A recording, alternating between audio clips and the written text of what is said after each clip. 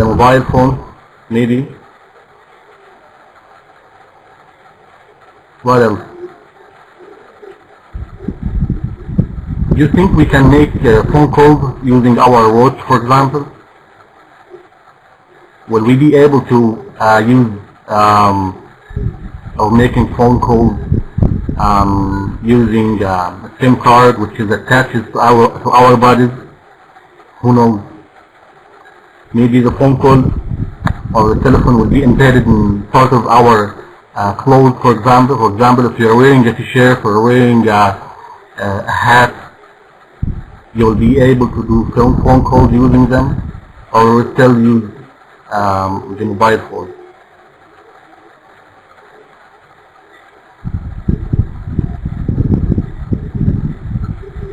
Okay, so we're not sure actually, but based on the previous slide, which was this one, after 50 years, all of these items may disappear. We are not sure. As the people who lived during this period of time were using all the telephones, the old television, and other things, we're not sure or think that these items will disappear after 10 or 20 years from the time they were living. These things as well, after 50 years, maybe we're still using computers, but they will be different from the ones that we are seeing now, or the printers, smartphones as well, the flash drives and the camcorders, and everything may change. Yes. So let me talk about education. When you were a child, what type of classroom did you have? Which one of these? The one on the right, the one on the top left one, or the one on the bottom left?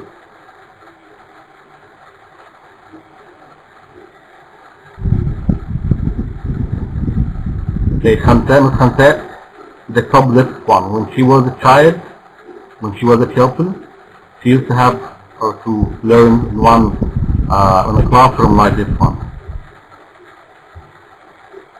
Traditional one on the right, with Iman, Nahla, black and white cat. On the right, another guest, doesn't have a name. In the down left, Heidi, down left, Baputo as well, black and white. Okay. So, what about your teachers now, or most of your teachers now? What type of class do you have now? Which one of these? Away from the colors, which one do you still work in? I mean, now you're a teacher and you have a classroom, you're teaching the students. Where do you go every morning? Which one of these classrooms? Oh, Ibn Battuta is still going to the traditional one, with Tersahat as well. We have the whiteboard, so you're lucky one. Amen. Still have the traditional, the meter, having a whiteboard with Heidi down left side. Okay, fine. So everything is changing. You can see in the previous screen. Computers 50 years ago weren't like that. Also printers weren't like that. Smartphones were not exist in the past or a long time ago. Flash drives as well. Camcorders, they are changing. Okay? But unfortunately this does not apply to education. This is not applied to our classroom. We are still educating, we are still teaching students in the traditional classroom. So, our webinar today about how to change this aspect or the way we use to teach our students. Let's have a look at this table. Which one describes your classroom or school? I'm going now to tell you more about the 20th century classroom. You can consider it the time when we were students, and now teaching in the 21st century classroom. Okay, so this is a description about these two periods of time, and after talking about this or the difference between them, I want you to tell me which one of them is describing the classroom or the school where you are working now. Okay? First, in the 20th century classroom, it's a teacher-centered classroom actually. The teacher is the center of attention, a provider of information. He knows all the facts, he knows all the information, and the students only, their role was only to receive the information. So why it was called the teacher-centered classroom. If it's compared to a 21st century classroom, which is actually a student-centered classroom, the teacher role is not the center of attention anymore. He is a facilitator, he is a coach, he is monitoring his students to progress, and so on. So you can find here that the teacher role is totally different from the 20th century classroom to the 21st century classroom. Which one of these is describing your school or classroom now? Is your classroom now, is it teacher-centered or student-centered?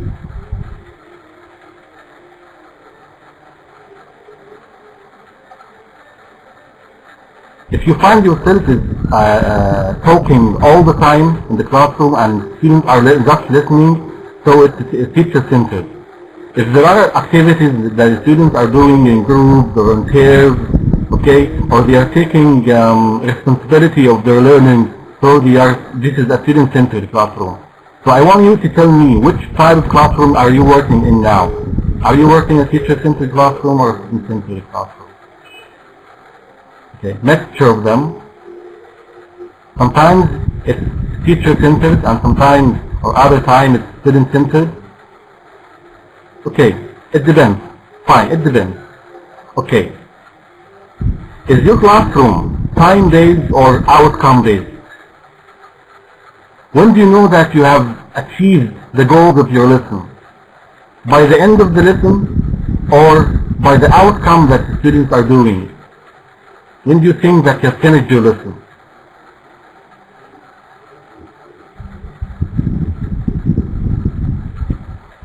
Do you usually use, or I mean when you start planning for the lesson, you type them or you write, by the end of this lesson students should be able to do so and so, or do you type, by the end of certain activity, the students will be able to do so and so. Okay, Ms. Khansa, she writes in her lesson plan at the end of the stage in a lesson. Okay, so if you define the outcome is the major or the important goal in your lesson, then you are teaching in a 21st century classroom. Okay, but if you're still using the very traditional or old term, which is by the end of this lesson, or by the end of this week, or by the end of this blah blah, so you are teaching in a 20th century classroom. What is the focus of your subject area? Is the focus what you are testing, what you are measuring? How do you know that you are working well, or you are achieving the goals of the material or the subject that you are teaching? If you are teaching English, for example, what is the main focus of your teaching? Memorization of discrete facts, okay, some facts that you want your students to remember when they are going through the final year test or so, or the focus of your subject area is what students know or what they can do, what they are like after all details about the lesson are forgotten. What do you think? Are you teaching them to collect information so they can go to the test or the quizzes and so they can answer well and get marks and so on? Or the main goal of your subject area is to help them to get some skills that they can use in their real life.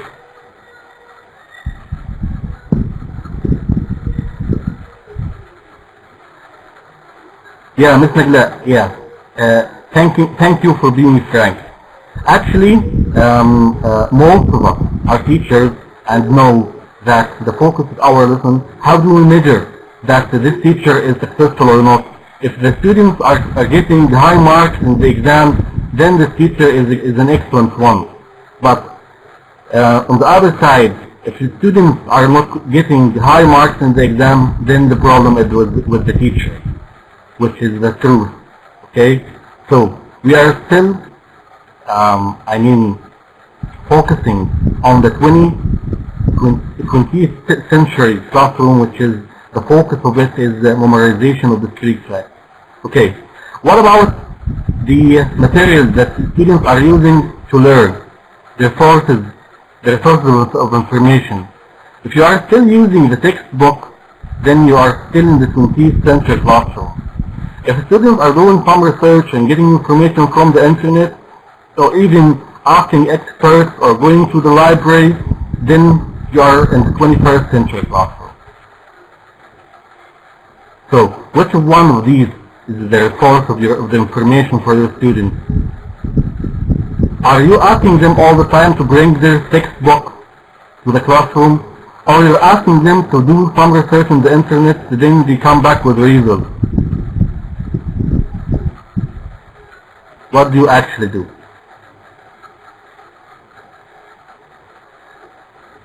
Yeah, Mr. Hat is saying that it depends on the student's ability to use technology. Okay, but by the way, we need to trust the students. I mean, they are using their digital native, as it's called. They're using technology all day long, using Facebook, using the social media, using Twitter and so on. They are holding their mobile phones all the time. So it's not about technology. If you're asking them to do some research, they will do some research. So you need to trust them. You need to tell them, just do this, just go to Google and find this information and print it out or bring it to me in a soft copy. Then they will be able to do so. It's not a matter. I can agree with you if you are talking about students 10 or 5 years ago or 10 years ago. The students were not able to use technology, but nowadays I totally disagree with you. They can do everything. Ms. Iman is saying that they are using them for entertainment, not for education purposes, and this is our problem. Yeah, exactly. I totally agree with you. They are using it for entertainment, but if you are asking them to do some research and you encourage them to use technology in a purposeful way, so you can change this attitude. All of us like to use technology for entertainment, even us as teachers. Okay, we are using technology, we are using the tablet, the iPad, the smartphone, computers all the time to surf the internet, to share information with our friends, share pictures and news and so on. But when it comes to students, okay, they find it more, they like the use technology more in entertainment purposes, using the social media and so on. But try to encourage them. Okay, even if you are going to give them some small or prize, to ask them to use technology to find information. Okay, even if it's not that big task for them. Yeah, we are changing the attitude. So it's not from the beginning. We are not asking them. We will not ask them to find huge information or do big research on the internet and find information and bring it to us. So we can start with small pieces of information. You ask them, bring me a picture about something, 2 lines about this topic. If you're, for example, studying characters like Naguib Mahfouz or Kemal Beza and so on, you can ask them to collect some information about the internet regarding these people. Okay, so they will find it fun. Okay, they spend fun time with their friends and they may get the information you need. If you find this is difficult for them, you can make it more easier. Okay, just we want them to use technology away from entertainment. They can use it in other ways. Okay, and I think that more and more awareness is now growing among students, and they now use technology in a good way. Okay, let's move to another item. Passive learning and active learning. It's more related to teacher-centered or student-centered. If your classroom is passive learning or active learning, our students are working in groups and pairs and doing their activities in their own, and you just mentoring them, or you're just talking all the time. I know some teachers, who are going to their classroom and they find them find the school or the lesson itself is successful when they are talking 50 minutes of the lesson time. So it's not about how much you are talking in the classroom. It's about how much the students are working, okay, to produce information or to reuse the information. So if your classroom is passive learning, if you find yourself as a teacher is talking all the time and students are just listening, so you are still using or still in the 20th century classroom. Okay, learners work in isolation, classroom within four walls. This means that learning only happens inside your classroom. It's learning. The students are just learning. The only place that they are learning in is your classroom. This is a 20th century classroom. But if your students are or classroom is global one, I mean they are exchanging or sharing information with their peers inside the classroom, or they are sharing information, or I mean presenting their projects within the community where they are living, or sharing information or doing a project with the school in another continent, for example, or another country, then this is a 21st century classroom. This is the difference between them.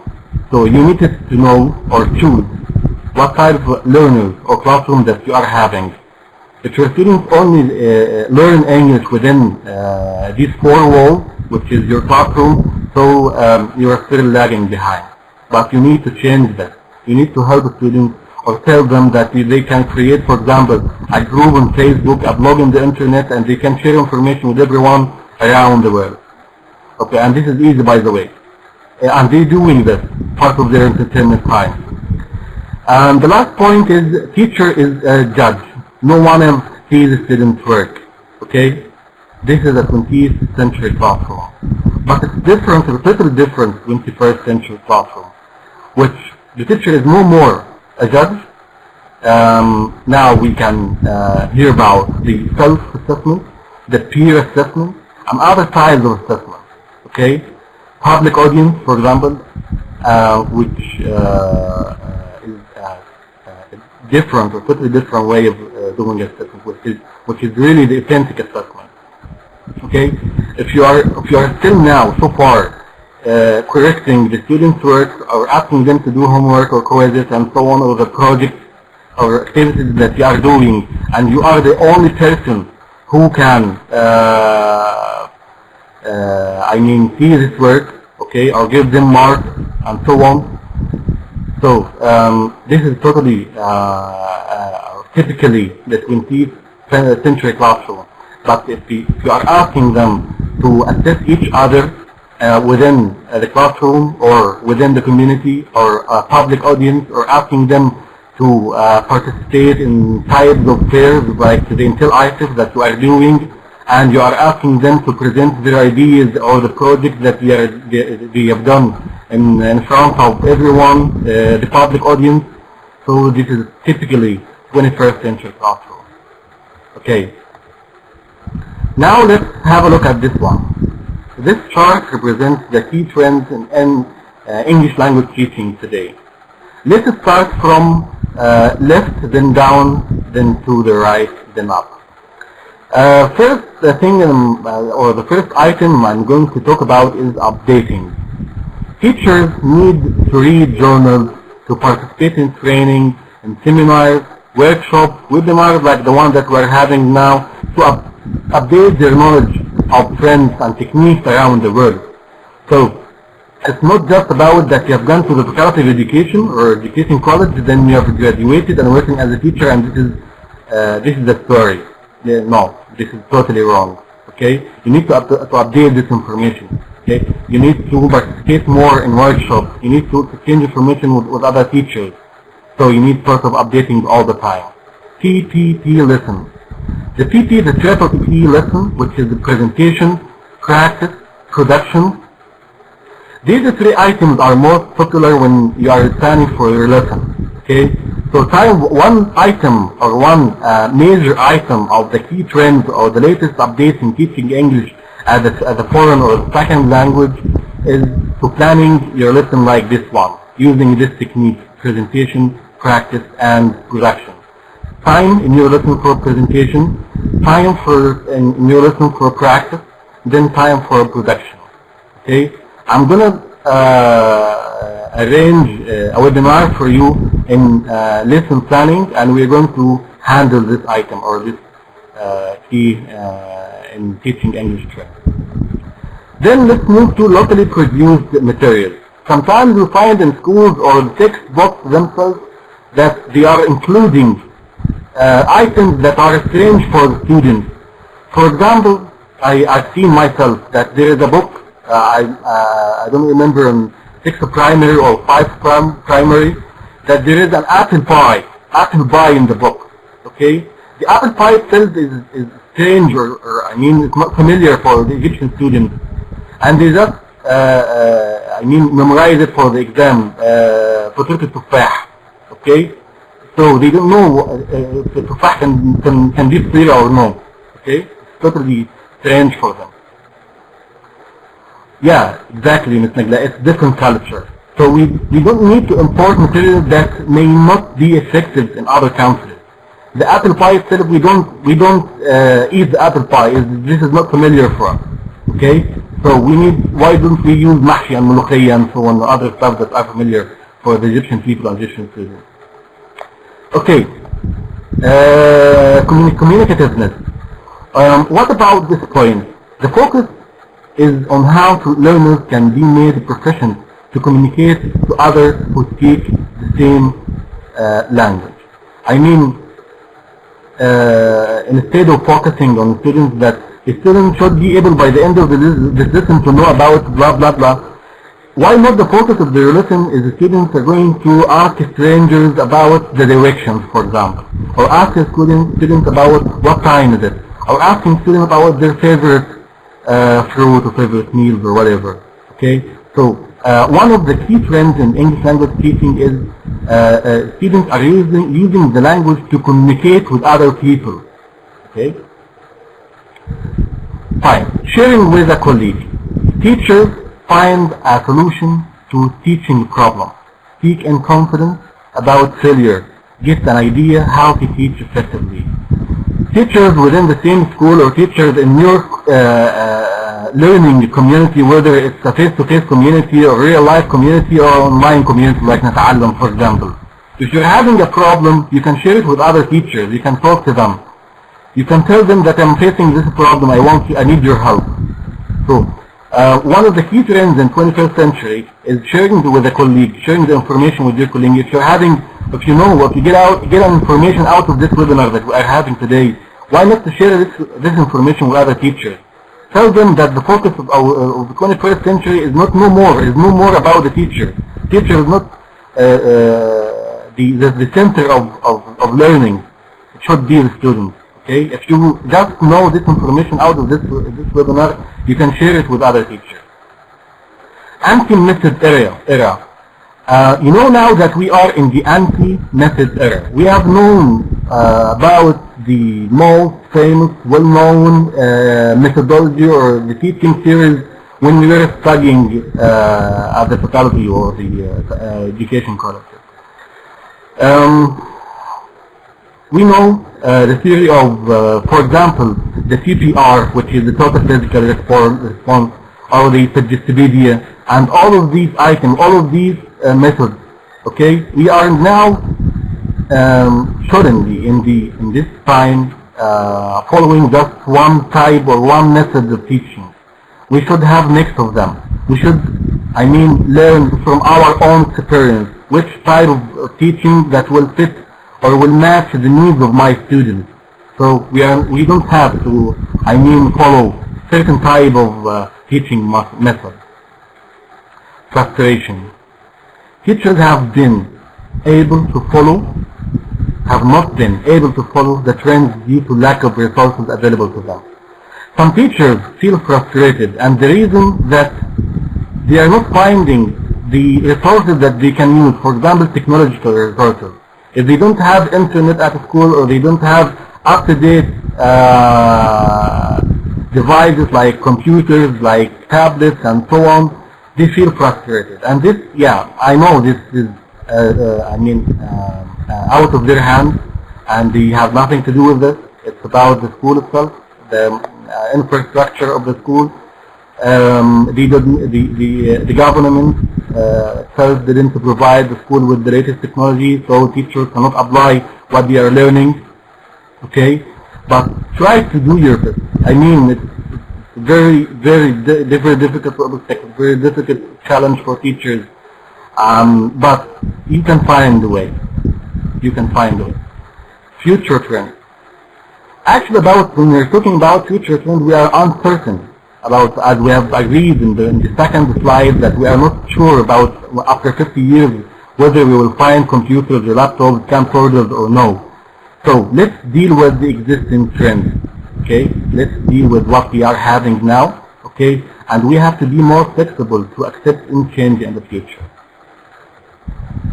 Other items and key trends in English language teaching for today is networking. Teacher can enrich one important way that teachers can enrich their learning and information, not to depend upon theories and methods, which is, as I've mentioned in the previous slide, it's an anti-method era. Okay, methods, synergetic and eclecticism. Teachers need to depend on not particular type of method. Okay, they can choose from different varieties, different types of methodology. They can combine between them, so they can, find a different way or a unique way to introduce information for students. Strategy, which is taking responsibility for self-direction. Students need to feel that they are self-directed. They have to be responsible for their own learning. We need to give them this chance, this opportunity. So we are not the center of the learning anymore. The student is the center of the learning. It's the student-centered classroom. Just give them the chance and expect they are doing well. The next point, which is student-centeredness, it's the same point. Teachers play the role of facilitators. They are not doing direct teaching anymore. Okay, so from tomorrow or from the next year, the next school year, which starts in September, I guess, do not go do direct teaching for students. Ask them questions. Ask them to find information. Ask them to collect resources. Ask them to work in groups, work in pairs, to do some research at home when they go home, and so on. So don't do the direct teaching all the time. I mean that you are obliged to do so and using the textbooks and so on. Do this in the classroom as well, but ask them students to do some research, to depend on themselves to find information, because the world is full of information. The internet is full of information, more than the one or the information that is included in the textbook. It's a very big world. They can find information and resources about any topic in the world everywhere. They can ask experts. They can chat with their mates or their friends on Facebook and so on. So they can find information, they can share information and so on. Okay. Reflective practice. Teachers learn to improve their teaching by trying to observe, to understand, to reflect upon their own way of teaching, to learn. Try out something happening in the class. Every time to go to the classroom, you go to the classroom, try to try a different way of teaching. Okay, for example, if you find something interesting for you in this webinar, try to do it in your classroom. Start it in your classroom. Okay. By the way, I'm going to do a series of webinars specifically for English teachers, so we can discuss this more in detail in the future. So why not to try one of these methods or trends in when you go to school. So, and you know how it's going to work. If it doesn't work, what did you do right? What did you do wrong? And so on. How can you, modify your own way of teaching? What can you do to make it work in the next time? And so on. Fine. Rethinking aim. Discussing what the aims of English language teaching should be. The need of an approach to language education that aims at fostering a sense of social responsibility in students. When there is a connection about what the students are doing or learning in the classroom and what they are actually doing in their real life, learning in this point will be more meaningful. students will find a relation between what they are actually learning in school and what they are doing in their real life. Also, the next item when we are talking about the key trends in English language teaching, which is conferencing. Teachers have established professional organizations, seminars, workshops, training, MOOCs, training and information, and the online communities are everywhere on the internet. I mean, teacher doesn't have to go to training, real life or face-to-face training anymore. Okay, they can find the professional development everywhere on the internet. Whether they can attend webinars like this one, or I mean participating in workshops, or on the internet on projects, or competitions on the internet, and so on. And online community as well are playing very, very important role now in professional development, like نتعلم and like other I mean platforms that content management systems. Grammaring. What about grammar? Actually, teachers pay very great attention to grammar, or teaching the students the grammatical rules. For example, if you are teaching them the present continuous tense, which is you want your students to understand that I am and verb plus ing. Okay, you are spending a lot of time doing so in your classroom, and I know this because I was a teacher. Okay, so this is not what or this is not the way that grammar should be taught. Grammar should be seen as a process, not as a product. A process, I mean, you can tell them a story, or tell them to write about what happened to them yesterday if you are teaching them the past simple tense. Okay, so it has to be in context. It has to be a process of doing something, not about the product itself. Okay, so all of these are the key trends in English language teaching today. What about English? Is it a very global language? Can we consider that English is the most important language in the world now? Let's look at these numbers and we will see. According to the British Council, okay, it's the first language by 375 million people in the world. English is the first language, okay, that is spoken by 375 million people. Around 750 million people speak English as a foreign language or a second language. Okay? 2/3 of world scientists read in English. 3/4 of world mail is in English.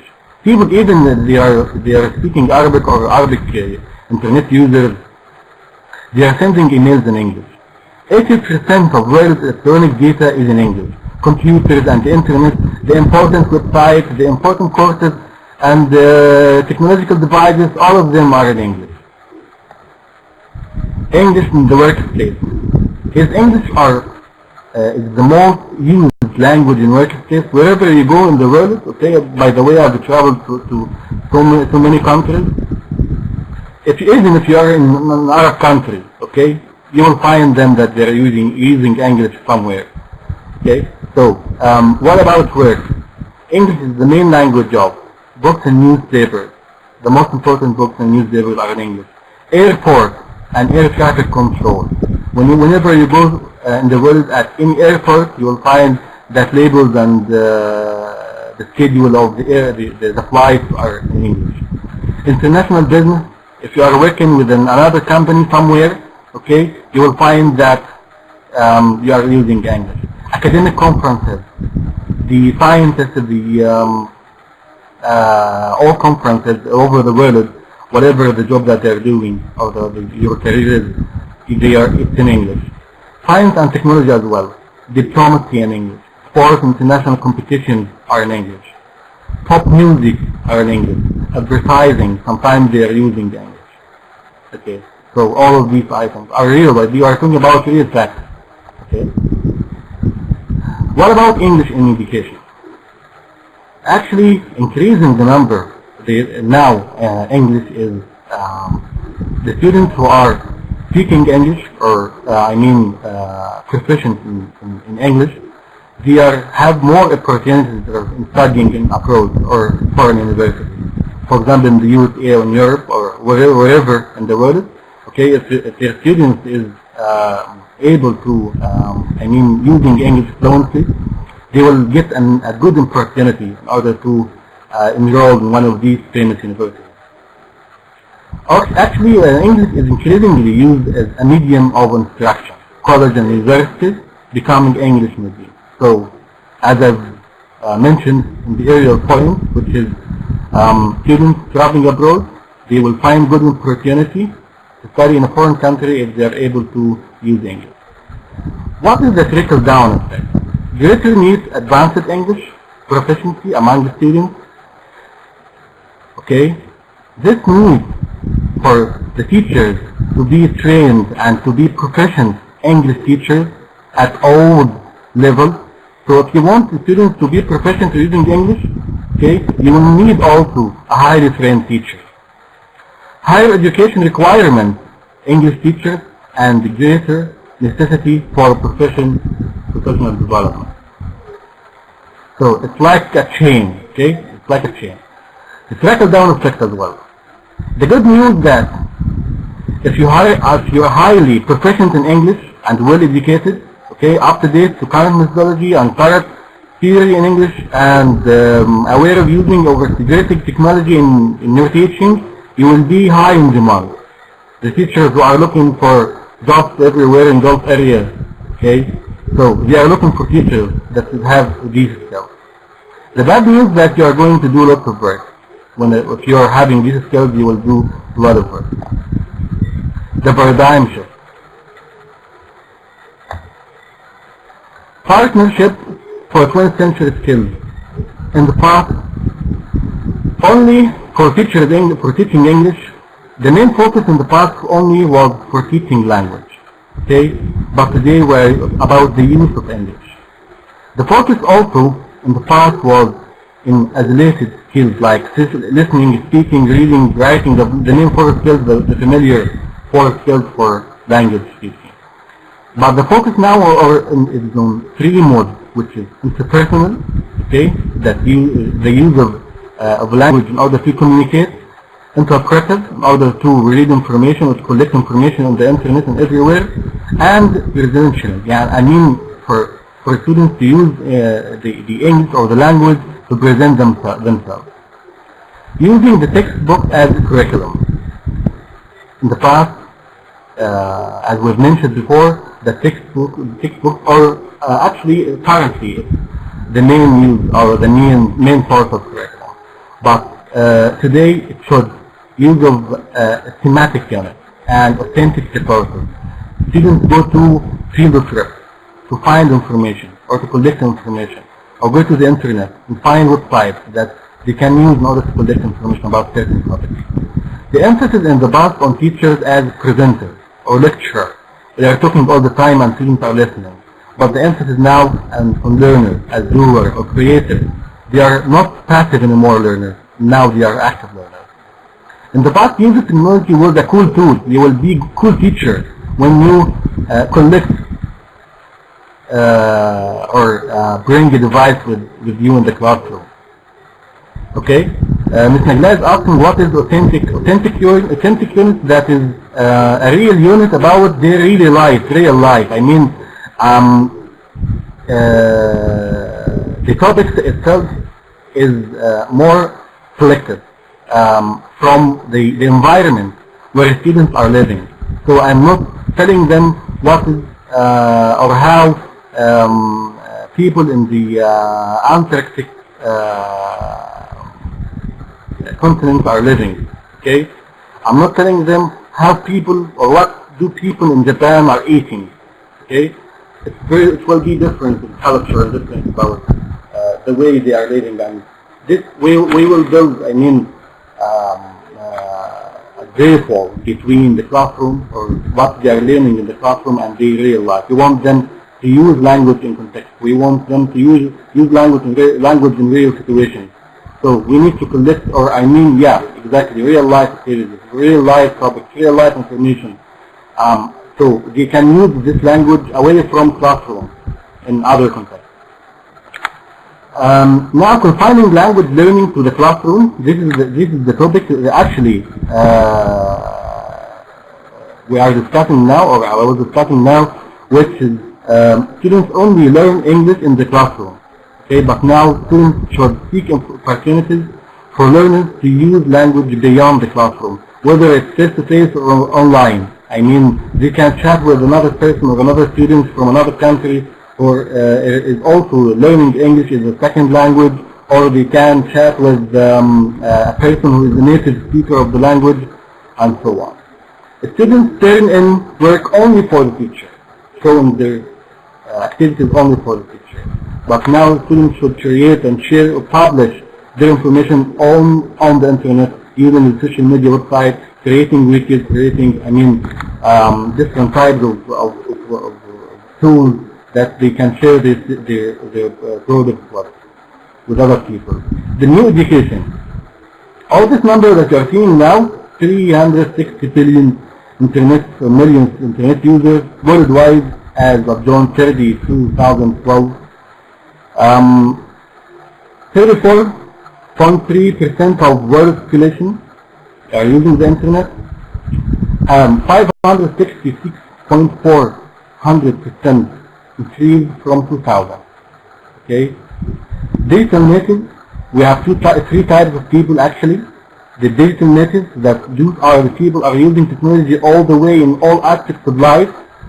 Digital immigrants, and those are the people who are only using technology in some sort of their lives. They are more likely to be digital natives, but they have other,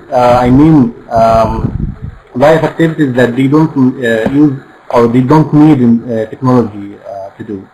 But the digital outcasts, those are the people who don't, use technology at all. They don't find it a useful tool in their lives, or they don't like anyone to talk about technology to them when doing at work, or all of these three types of people. All of us need to do three types of people. Do you know the digital natives, people who are on Facebook 24 hours, or people who are using technology in some sort. For example, at work they are using technology, but at home they don't use it. The digital outcasts, those are people who are actually defending using technology. They don't want to use technology. The bad day for them in order to ask them to use technology. Teachers who don't use technology at all in their classroom, and they are asking them to use technology, they are willing, they are defending, they are,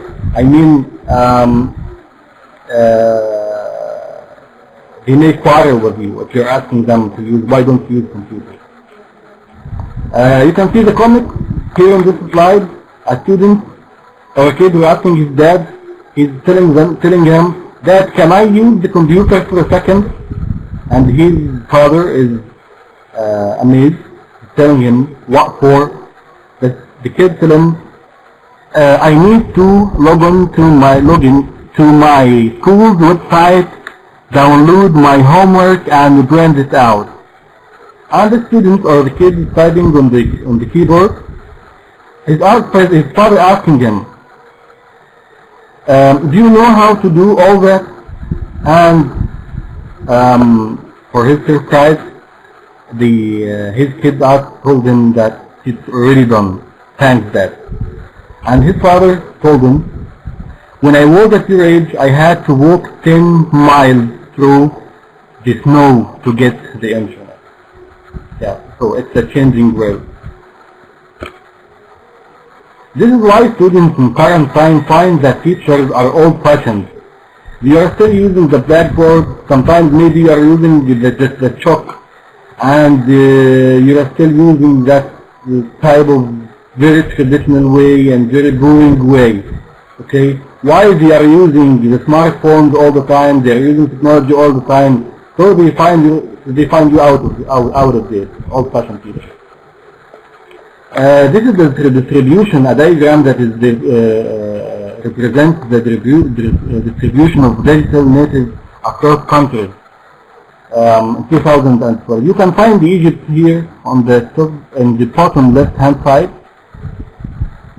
Okay, this is the portion of Egypt, and this is the world map. Also, concerning digital natives, are the percentage of total population. Okay, according to the first. Okay. It's a small world. we should be active like that. This is a small world. You can find information everywhere and any time. Okay. This is also a diagram or a chart for online classes. Online classes like the one that we are having now. Okay, this is an online class and now it's increasing. The new meaning of technology. What about the meaning of technology in the past and what about in the future? The technology in the past was content-based. The passive role of user is opening a website and just reading the content. Standalone technology used by individuals, only some users, individuals that they are using technology. But now or in the future, collaboration based, you can find that some people are working in the same project, a group of people are working in the same project or competition, by the way, that the one that we did in Ramadan, for example. We had some teams and they collaborating from different places to achieve or to win in a competition. Okay? It's a good thing. The new paradigm is dealing with three main series or items: motivation and higher level cognition and differentiated instruction for the students. For the students' needs. What does this mean? Number one, we are all material developers.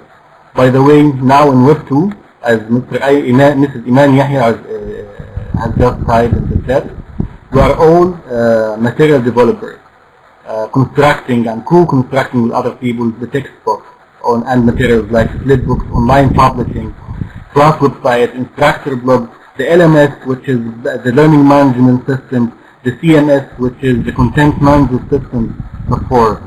You are now, for example, using Nata'allam to, share or create lessons, creating plans, creating discussion, creating everything. So all of us now are creating the content or material developers.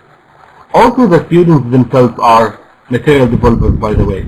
The students are active participants in their education. They should be active participants in their education.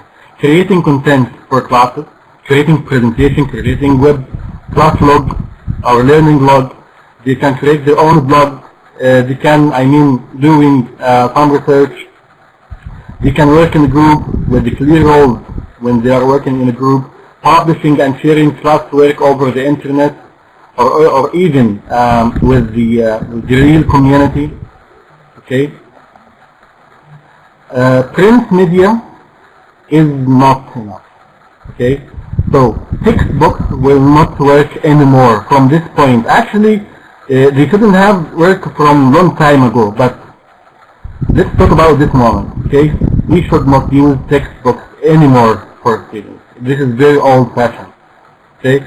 Students are having now their smartphones. They can use the e-books and they can peer-to-peer file sharing using the Google Drive, the OneDrive, whatever drive or cloud drive that they are having. They can share projects together. Audiovisual assignments. Students can record themselves doing a movie or a film, or record their voice. Okay, you need to ask them to do so. They can use Google Docs, the very familiar or very well known Google Drive. They can use it for online activities or sharing their activities or projects with other peers. Wikis as well. They can do wikis for sharing group work or in the same activity or the same project. We need new methods. This is why we need to change our methods of teaching as English teacher. Actually, it's not only the English teachers. Actually, the whole teaching or the whole subject areas need to be changed. We need to move from stage on the stage to guide on the side. We need to be the person on the second image, okay, or the bottom one. You need to leave your space in front of the classroom, or the place in the classroom. You don't have to stand in front of the students all the time talking to them. You need to sit next to them on the desk, okay? So you need to be near your students. You need to be guide on their side, okay? Sage, the wise man.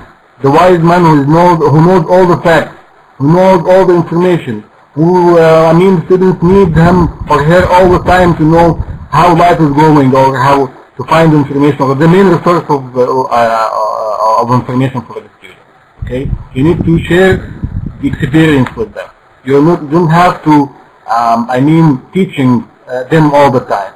You need to learn together. Try this from the next school year to learn with your students. To go to your classroom. Today I'm going to learn with them. Today we are going to search for information together.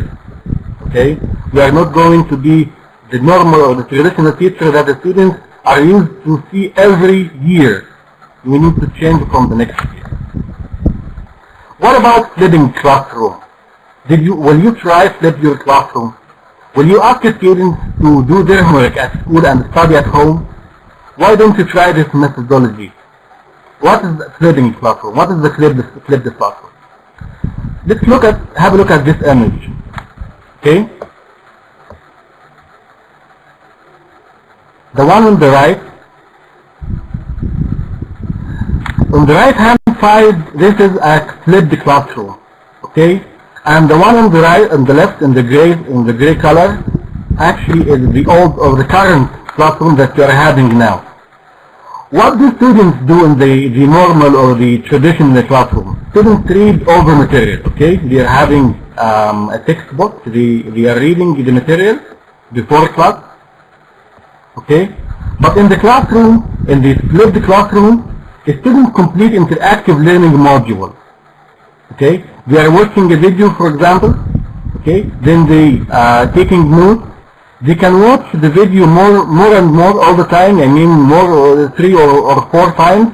Like what you are doing after this webinar, we are recording this webinar now, so you can watch it again and again. This is actually what happens, or what we should do with the students. You need to make information available for them 24 hours. You need to, record videos for them and post them to YouTube, to have your own channel on YouTube to post your lessons on them, so you can teach your students, watch them later on. So, students complete interactive learning module before class. So, what happens when students go to the classroom? So, the first stage is before class. Before class in the traditional classroom, or the traditional way of teaching, students read material. Okay, do you ask them, prepare the lesson in advance before you go, or before you come tomorrow to the classroom?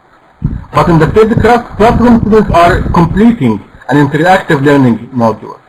What happens in the classroom, in the traditional way, students listen to the lecture. The teacher is telling them more information about the lesson, which is actually the same information that students read at home. So it's waste of time, or waste of effort, and waste of everything. During classroom, students practice applying key concepts with feedback. This is a flipped classroom. In the first stage, students complete interactive learning module, but at school, students applying key concepts with feedback. So teacher, actually in the flipped classroom, within the classroom, is not teaching, actually. He is monitoring, he is facilitator. Okay? He is providing help whenever it's necessary. After class, what does students do after going home? Students attempt or doing the homework that you have asked them in a classroom. This is the traditional way. But in the flipped classroom, students check understanding and extend learning more complex tasks from the internet, from the MOOCs, from the webinars, from sharing information with their peers, whether in the classroom or their peers in, in other country or on the globe.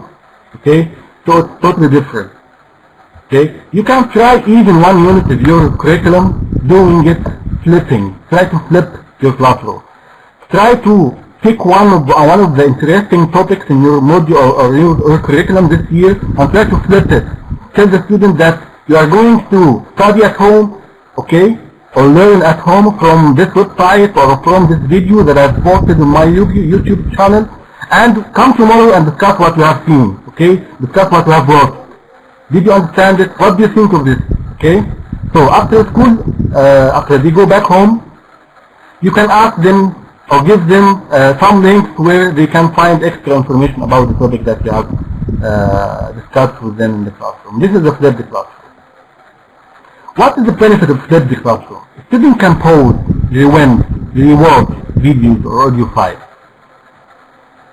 Instructors can incorporate more authentic materials. What is authentic materials? I mean, you can using real images, real videos, real everything. Okay, when you record a video on YouTube, okay, you can bring them images, real images, information, real, I mean, websites that is related to the information you are recording. Works better with different learning styles. Different styles, we have the tutorial learner, we have the authentic or kinesthetic learner.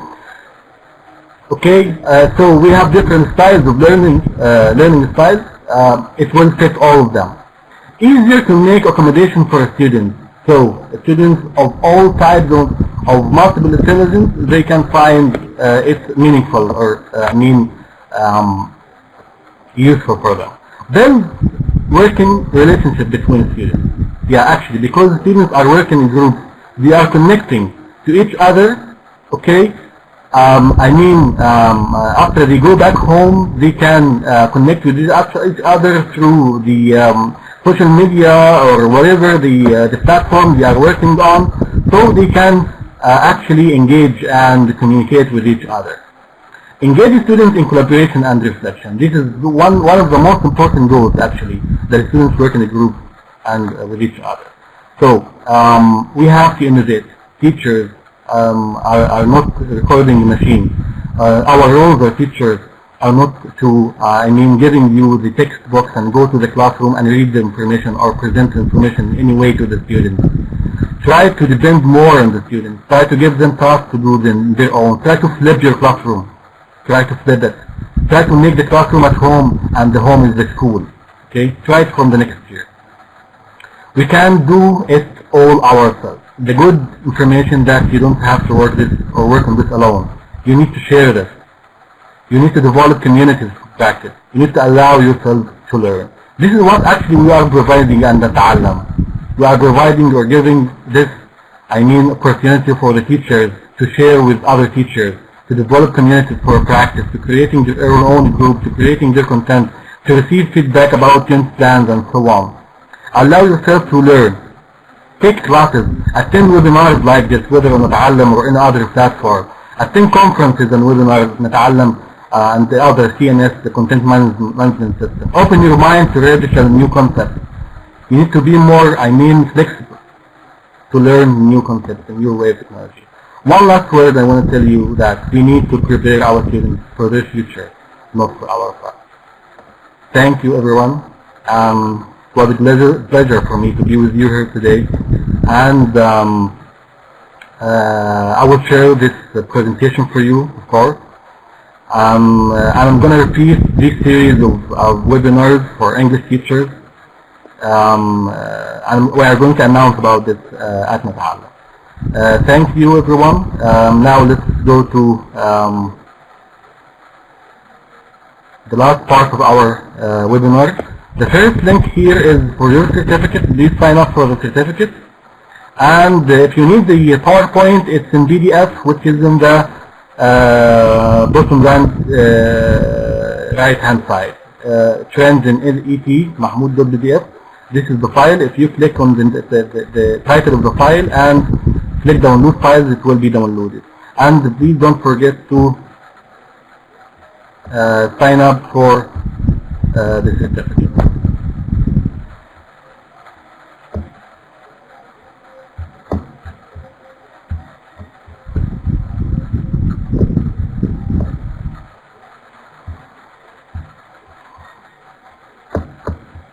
Try to create an account or subscribe in our group in Untitled. Okay, then you will find the link of the certificate. You need to sign up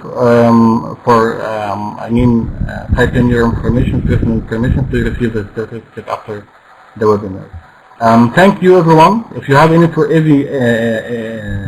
questions concerning the webinar, please send it to me on Untitled, so we can share our information about this webinar. I'm going to share with you also the recording for this webinar and the file again on Untitled. I'm going to create, a special discussion for this webinar on Untitled, so we can share it together. Thank you again, and till we meet again soon, inshallah. Thank you.